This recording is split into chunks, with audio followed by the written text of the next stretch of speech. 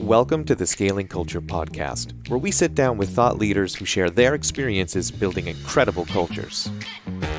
On this episode of Scaling Culture, we speak with Mike Caito. Mike is the former co-founder of Restaurants on the Run, former global board member of the Entrepreneurs Organization, and is the current owner and CEO of Management Action Programs, the same consulting organization that helped him scale his first business. Mike speaks about how the hospitality industry drove his passion for culture, how clear systems of autonomy empowered his people, and his future with Management Action Programs. Mike, I'm going to jump right into it. Look, your past business, which you exited successfully, and congratulations, Restaurants on the Run. I know through our relationship that culture was very important. That was a big piece of building that business for you. Yeah.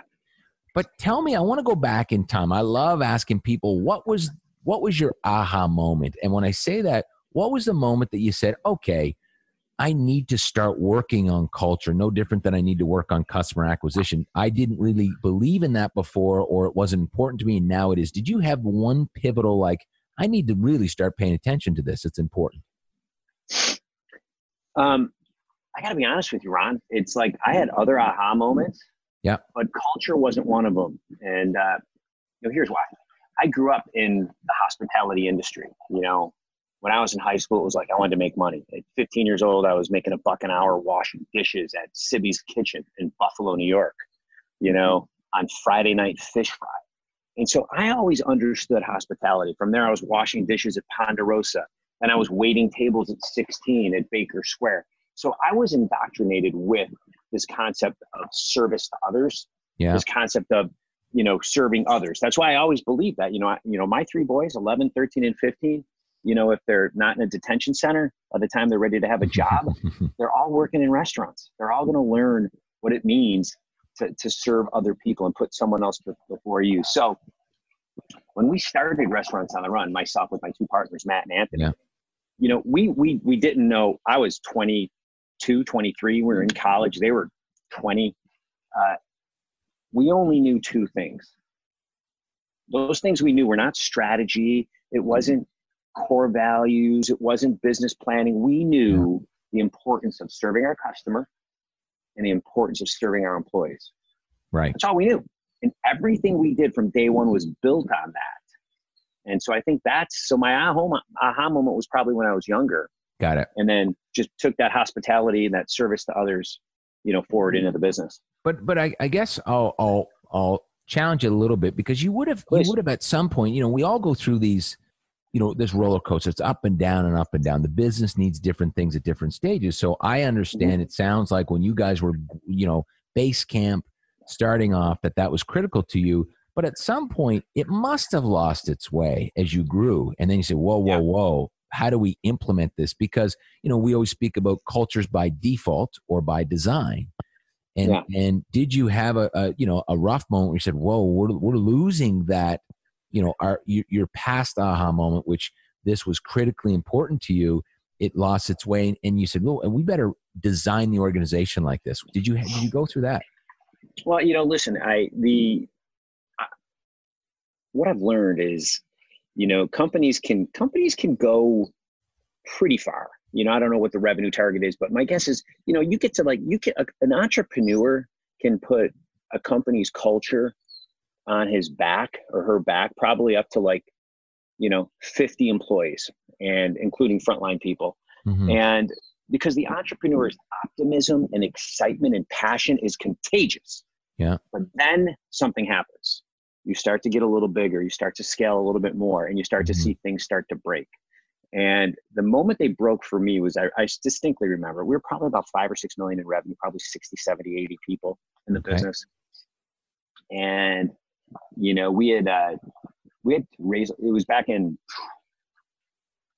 right around the internet, right about when the internet was born, so to speak. So it was right probably around the year 2000. We were betting heavily on the internet at that point, because we were a brick and mortar, food delivery company. You would call us, we'd pick up the phone, we'd fax an order to a restaurant. And now we were transitioning into technology, web-based. And, we invested a bunch of money in some tech. It didn't work, and I had to raise a little bit of money. So I raised a little bit of capital, not much, $250,000. Yeah. And at that time ended up with some internet valuation, for a $6 million business. I'm like, this is really great. So we took it, no strings attached. And I would meet with my investor on a pretty regular basis, regular being quarterly. And he'd ask me questions about the business and all. I never had the right answers for him as related to profit. I could talk about revenue, I could talk about people, I could talk about training, all this stuff, but I never had the right answer. And, finally one day he just got sick of it. And he was like, Michael, if this was a publicly traded company, we'd fire your ass as the CEO. Mm-hmm. And it was at that moment where I knew that things were broke, that you were in over your head. Well, I was in over my head. He, in essence, told me, listen, Mike, you're an entrepreneur. That's great. Okay. You're young, you're cocky, you're gritty. Okay. But you don't know what the hell you're doing as a CEO of a scaling business. So that was a big moment. What'd you do?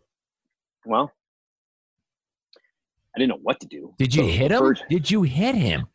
I thought about it. He's bigger than me. So, okay. I kept my cool.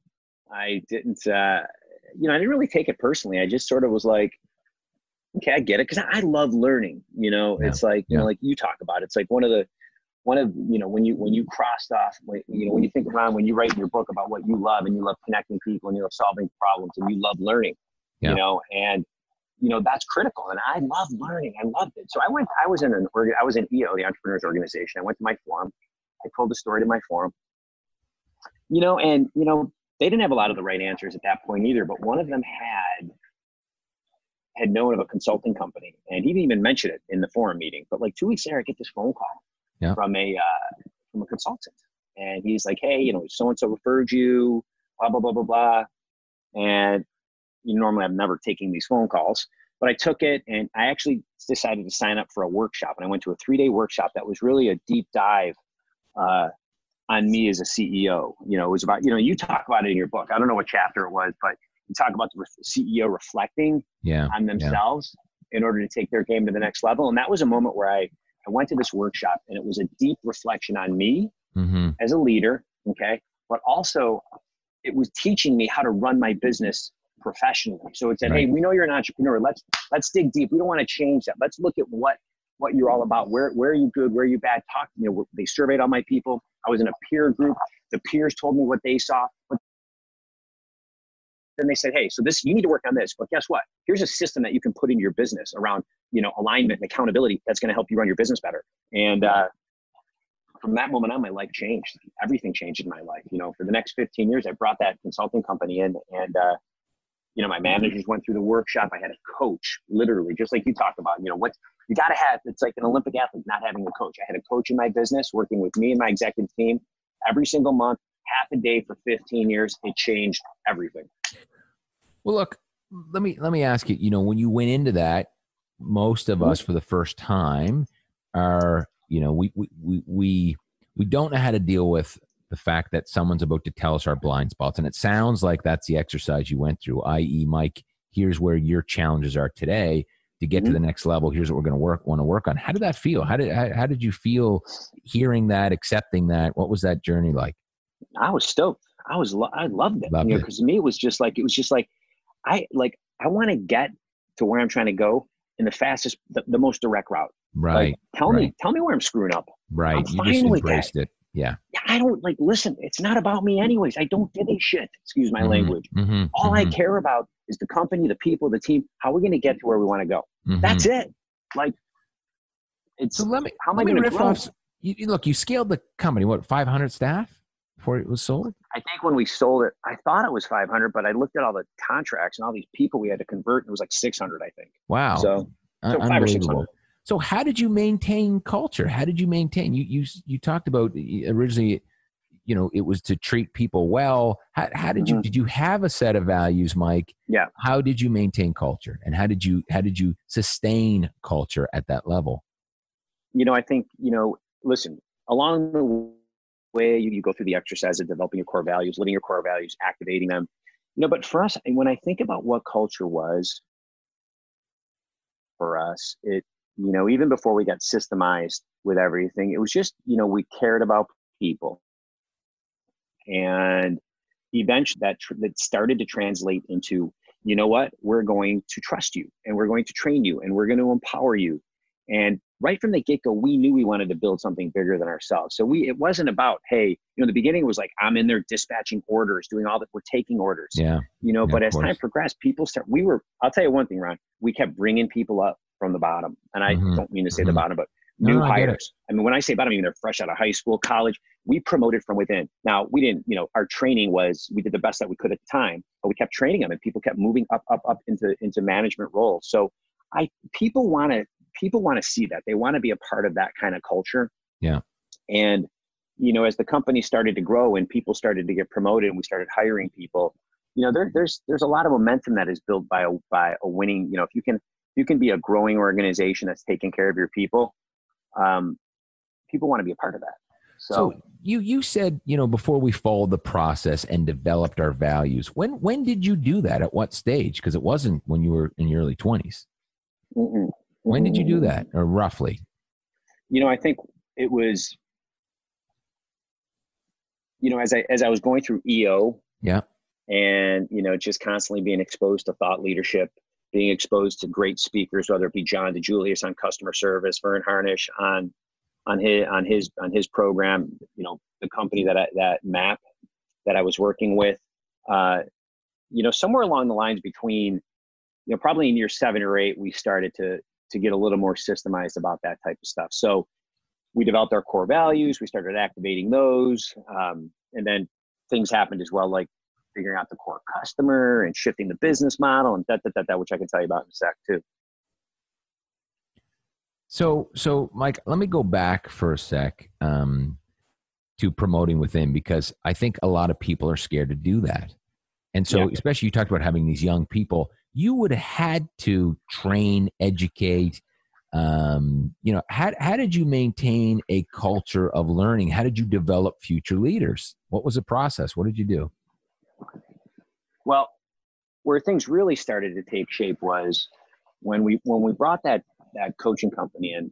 That was all about us getting focused, getting alignment in the company, and holding people accountable. So it was okay. What are the most important metrics? You call them simple metrics. We've tried to keep it as simple as possible. We started at the executive level. What are the key, we call them vital factors that we need to look at? And my executive team would look at that dashboard. Every month there were owners attached to it, and we would goal set against it every single month. We made sure, and we'd sit there and ask ourselves, what's working in the business? What's not working in the business? The coach would work with us. We tie it to our business plan. But where everything changed was when we took that model, that little simple process that we did at the executive level, and we pushed it into every department within the company. And how'd you do that? So we got really good at the executive level by working with the coach. And then one of my guys, Ryan, one of our top guys, and then different people like Mike and Doug in their departments, they would just take the exact process that we were doing and they would start running it in their departments, in their business. So the first thing would be, we'd go into each department, we'd define their key vital factors. So they'd look at their dashboard. My key battle factors. What did you call that? Vital factors. So, vital factors. Right.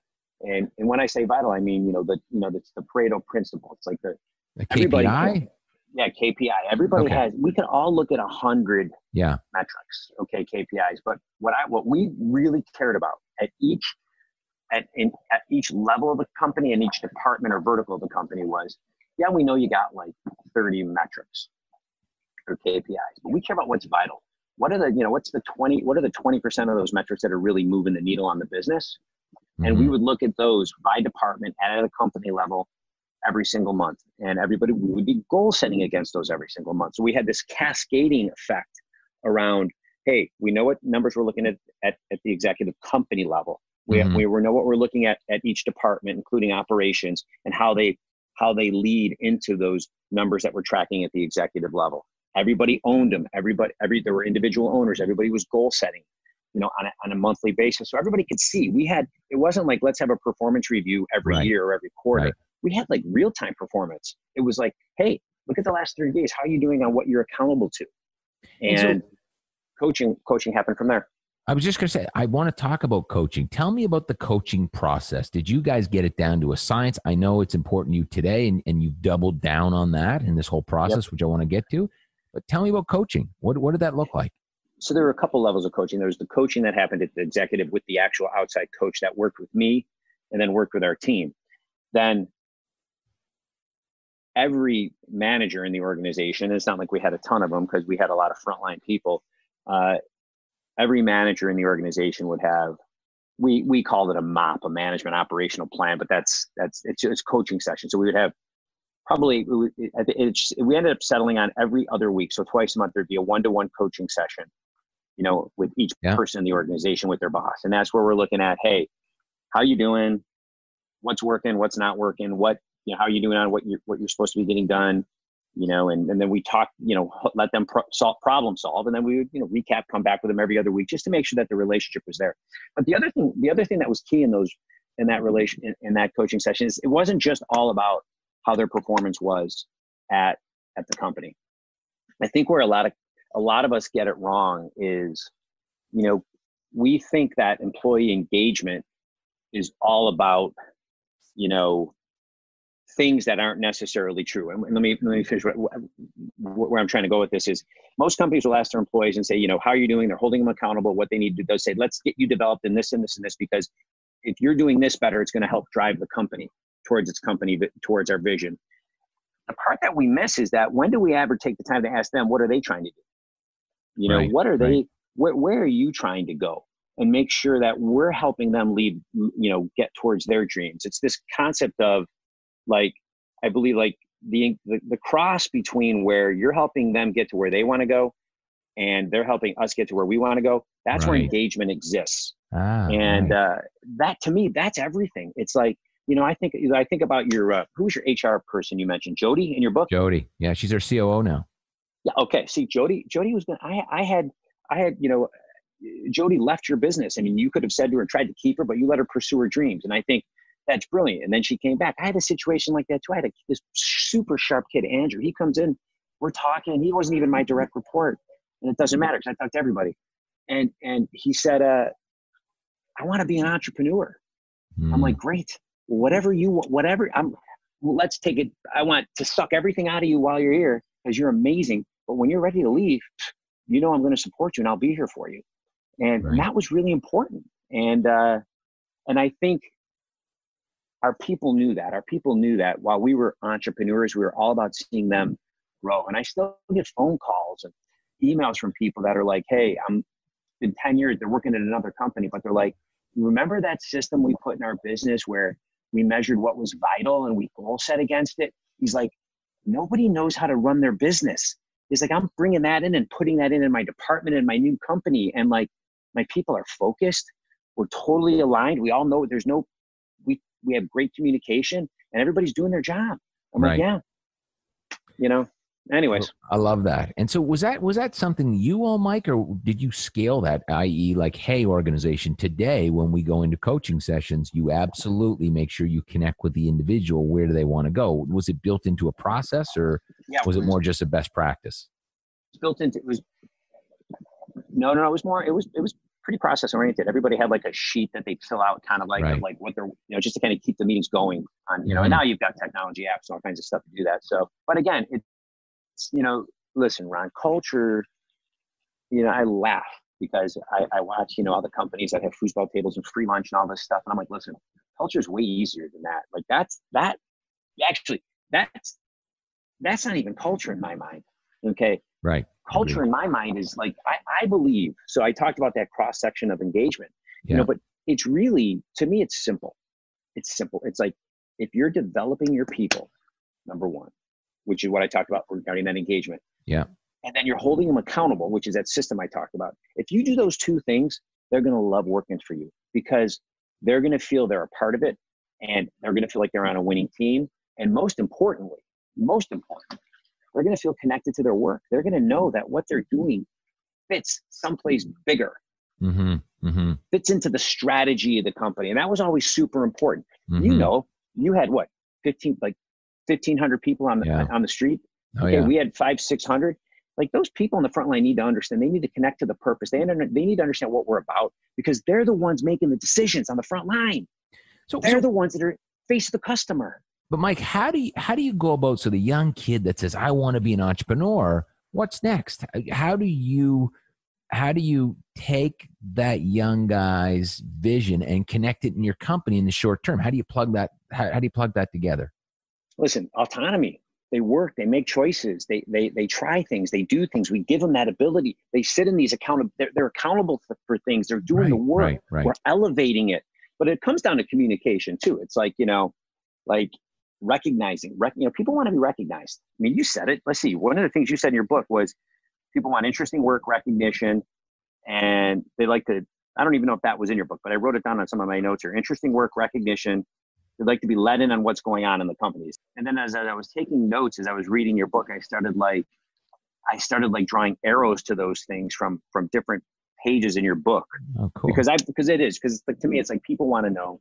Yeah. They want to know. They want to be doing stuff they love. They want to be recognized for that. Okay, and we were able to do that because we'd make sure they were working on stuff. We'd have meetings every month to look at how they're doing. But then they need to know that their work connects to the strategy of the business. Right. They need to know that. And if your frontline people understand that in my business, delivering food and making sure that the order was accurate, taking the time to make it sure it was accurate, and then setting it up in a really nice way, being on time, because the people eating that food were probably the CEO and executives of big corporations. They got that. They knew how important that was. And we measured them on their ability to do that. So I communicated with them on it. So thanks, Mike. I love that. That was super inspirational for me. And I think it's very helpful. I want to pivot. There's no way I would ever have you on here without talking about you being global chair of Entrepreneurs Organization. I did that. Yeah. When I first met you, I think you were the global chair. I don't even, I saw you speak a few times and I was always like, oh my God, this dude is ramped up. He's got energy. Bring it, baby. Got to bring it. Can you describe quickly, just for everyone, what Entrepreneurs Organization is? And then I want to talk about, once you do that, I want to talk about you taking over as global chairman. And I want to talk about specifically the culture and what happened there. Go ahead. Tell everybody what you do. Entrepreneurs Organization used to be called Young Entrepreneurs Organization.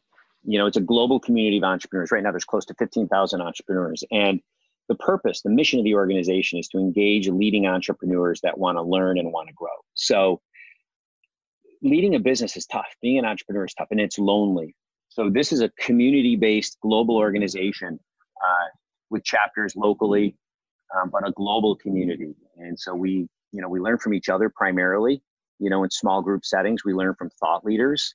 And we've really done a great job of connecting members in Halifax with members in Orange County, California, and who we would have never connected before. Right. But all of a sudden, we've connected on an intimate level. So, So you come in as chairman, and how long was that role? 1-2 years? So I was on the global board for 3 years. I'll never forget. I was going to apply for the global board. It's a volunteer-based organization, and I remember. Yeah. I was doing some local stuff. We were building programs for the organization with some great friends like Steve Kearley in Toronto, and who well. Shout out to Steve Kearley. Shout out to Stevie Boy, and a lot of Blair Ashley in Edmonton, Todd in Iowa, and a lot of Matt Stewart, a lot of great people that we were working with. Scott Fritz, and we were building systems to help scale the organization and to grow the leadership base. And I remember it was my time to apply for the global board, and I said, I'm not going to apply right now because I feel like I was running a committee, and I felt like we had more work to do. So I actually took a step back and then applied the following year. And I'll never forget getting a phone call from Sanjay in India, and he's like, would you like to be join the global board and be the chairman? So I spent 3 years on the board and 1 year as the chairman, fiscal year 2011. And so that was the first time you joined an organization. That's volunteer. Tell me did you culturally align? I know EO has its own set of values, but what was that like? I want to hear your story. Well, like I said earlier, it's like, I'm all about learning and growing. Yeah. And the primary, I'd say the number one core value above all in EO is thirst for learning.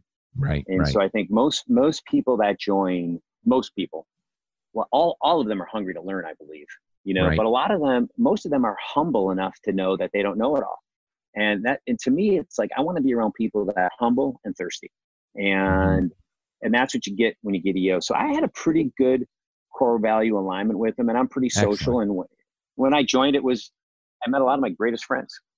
Okay. So, Beautiful. And so, this story came full circle. You talked about MAP before, using that to really build systems and processes and coaching and really an operating system behind your company. It sounds like that was super useful.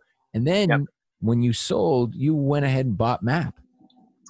Yeah, I sold the business, and I was like, well, mate, what do I do now? Coach?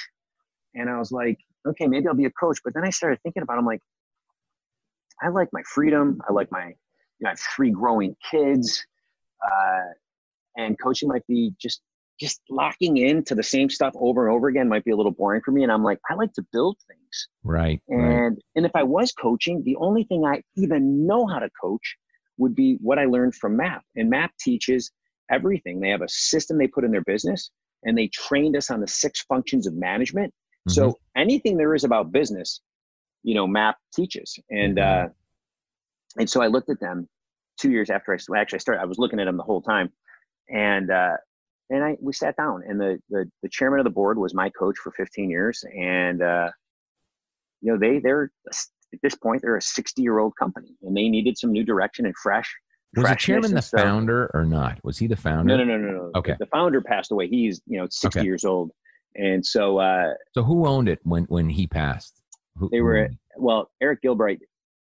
Eric was the founder, and then it was an ESOP at the time that I bought it. So Lee, we thought it was a great idea. Approached the board, talked to the board. They loved it, and so just over 2 years ago, I bought the ESOP out, purchased the whole company, and didn't bring on any investors because I wanted to pick my partners, because I knew that, listen, I want to work on the business, work on business development, strategy, speaking, connecting. And so I wanted to save the equity so that as we were building the right team to scale this thing and figuring out the model, I would have that equity available for my key people. So you come into a 60-year-old organization. There is no way, I'm just going to say, there's no way that culturally this fits like a glove. Like that your value, high energy, I'm running fast, Mike Caito fits with, I don't want to call it a dinosaur, but at 60 years, set in your own ways for sure. Well, how do you do that? Set in their own ways. Yeah, tell me, did they have a set culture and you're like, whoa, this is a bad fit? Well, how did that? Well, the good news is they knew I was one of their biggest fans. And I was part of their brand a little bit, because they would show a video of me in all their workshops about what it was like what changed when I found MAP. And so everybody was excited about it. But I knew I was coming into a very old culture, and I know that kind of culture is not going to change. So I did one thing. The first, as I thought about it, I'm like, because you come in and you're like, oh, I want to change this, I want to change that, I want to do this. And I did one thing. I looked at the business, and with the help of their former president, he helped me see this. I looked at the purpose, their mission as a company, which was basically to create breakthrough results in companies. And I said, we're going to have one goal for the first year. I said, our one goal is to grow from X to Y with what they call system clients. Those are clients that we're in there every single month. I said, that's the goal. We're going to take, no top 5. I go, we have one goal this year to grow from X to Y with this client. And the reason is because if we create a system client, a client that we're in there every single month on, that's the best way that we're going to create breakthrough results in that company. So I took one goal, I tied it directly to the purpose of the company, and not a single person questioned it. So you didn't touch the culture. You didn't touch it. No. Couldn't. Okay. And where is it at now? Is this something you want to, in a perfect world, you wave a magic wand. Do you want to shift the culture or not? Is the culture great? Not shifting the culture. It's not possible to shift the culture at this point of that business, because it's a different, the culture has been set. I don't want to shift the culture. And here's why. There's pieces of it I could shift. Don't get me wrong. I shouldn't say you can't shift it. That culture is so zeroed in and so passionate about the purpose of that organization that's all that matters. I don't want to change that at all. And so Mike, in fact, anybody that I bring into that culture, I want to hire, the only people I want to hire are people that have been clients. That's it. Because those clients, they know the system. Everybody you meet's passionate about the system, about the company. So I only want to hire those people. So I don't want to change that culture. Got it. So it sounds like you knew the organization and you knew what you were walking into. You didn't want to change the culture because you know there was an alignment there. So you walked in knowing, look, I'm coming in to fit the culture. I'm not here to change the culture. Exactly. But there will be a new company. What is the but? The but is this. There will be another company built on the strong capabilities of that company, meaning the IP is amazing, the process, the content, the people. But as we look at innovation and disruption, you know, the things that I want to do now around scaling the business, digitizing things, virtual, those are hard to put on top of that business, meaning there's going to have to be a separate division or a separate company that will leverage all of the wonderful things that this company stands for. Because the culture of the new company that's very digital and very global will be slightly different than the purpose will be the same, but the culture will be different. And so, you know, I learned from Clayton Christensen at Harvard, like and we were there to did you do the HBS program for EO? EMP. We were at EMP year one. We did EMP and then I did Harvard, and, you know, I learned, you know, you've got to think through those things. You can't try to take a completely different business model and throw it on, you know, an older school model. So what we're building over here will have the same purpose, but a little bit of a different culture.